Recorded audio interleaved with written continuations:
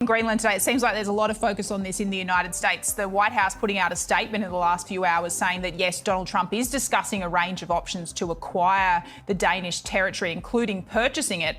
I mean, the Danish have been pretty clear it's not for sale. Is this all one big troll? Is it the art of the deal? What's behind this? Well, I do think the president is intentionally offending people by talking about military action. He's trying to provoke a response, and it appears to be working, by the way. Conversation about what else might be possible.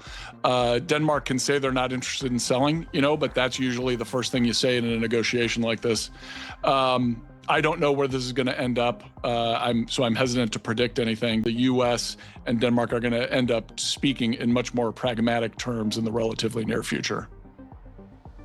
In a bigger picture, look at this. Donald Trump this week embracing that framing of the Dunn-Road Doctrine, harking back to the Monroe Doctrine of the 1800s.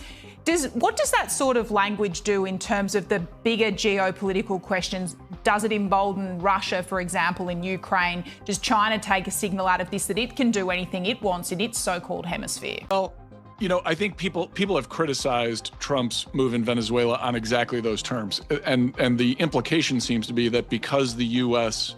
wants to be the only, kind of global power involved in the Western Hemisphere, therefore it's okay for Russia to do things in its backyard or China to do things in its backyard.